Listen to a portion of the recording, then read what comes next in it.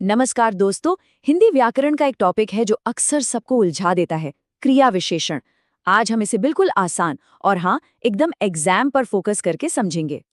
हाँ, मुझे पता है कि क्रिया विशेषण को पहचानना कई बार मुश्किल लगता है, पर घबराने की कोई जरूरत नहीं है। आज हम सिर्फ इसकी परिभाषा नहीं देखेंगे, बल्कि इसे पहचानने के असली तरीके, इसके प्रकार, कुछ कमाल की ट्रिक्स और परीक्षा में आने वाले सवालों को भी समझेंगे। तो चलिए शुरू करते हैं। तो सबसे पहला और सबसे जरूरी कदम है क्रिया विशेषण को पहचानना। अगर ये हुनर आ गया तो समझ लीजिए कि आधी लड़ाई तो यहीं जीत ली। तो चलो देखते हैं इसकी परिभाषा आखिर कहती क्या है।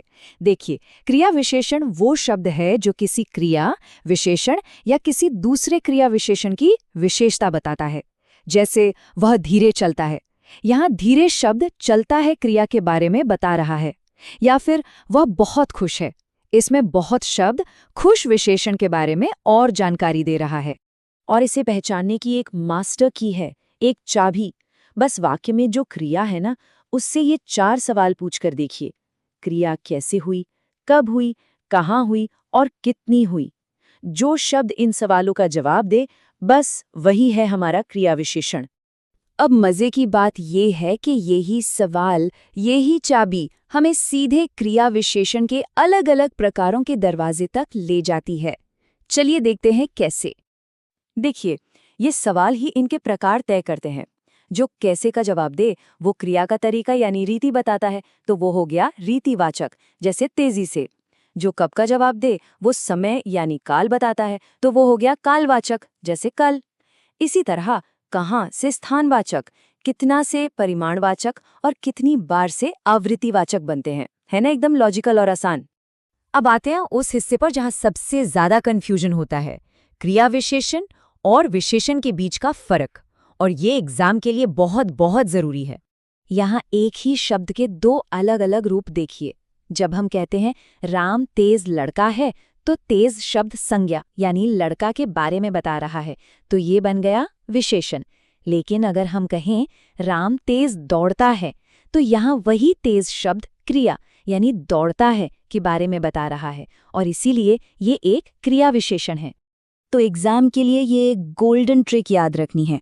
अगर शब्द संज्ञा या सर्वनाम की विशेषता बता रहा है तो वो विशेषण है, और अगर शब्द क्रिया की विशेषता बता रहा है तो वो क्रिया विशेषण है। बस इतना है। चलिए, अब जब कॉन्सेप्ट एकदम साफ हो गया है तो ये भी देख लेते हैं कि परीक्षा में इस जानकारी का इस्तेमाल करना कैसे है। आखिर सवाल पूछे कैसे जाते हैं। आमतौर पर परीक्षा में सवाल कुछ इस तरह के आते हैं। कभी आपको रिक्त स्थान भरने को कहा जाएगा, तो कभी किसी वाक्य में क्रिया विशेषण को पहचानने के लिए, या फिर पहचाने गए शब्द का प्रकार बताना होगा। और सबसे कॉमन सवाल, विशेषण और क्रिया विशेषण में अंतर बताइए। तो तैयार हैं? चलिए एक छोटा सा रैपिड फायर टेस्ट करते हैं। वाक्य है वह जल्दी आया। इसमें जल्दी किस प्रकार का क्रिया विशेषण है? जरा सोचिए। बिल्कुल सही जवाब है कालवाचक। क्यों? क्योंकि अगर हम क्रिया आया से सवाल पूछें कब आया, तो जवाब क्या मिलता है? जल्दी। ये समय के बारे में बता रहा है। ठीक है, अब एक और सवाल। वाक्य है वह बहुत सुंदर है। इसमें शब्द बहुत क्या है? ये वाला थोड़ा ट्रिकी है, तो जरा ध्यान से सोचिएगा। इसका सही जवाब है परिमाणवाचक क्रिया विशेषण। याद है हमने शुरू में परिभाषा में क्या कहा था कि यह विशेषण की भी विशेषता बताता है। यहाँ बहुत शब्द सुंदर विशेषण की मात्रा बता रहा है। सवाल पूछिए कितना सुंदर?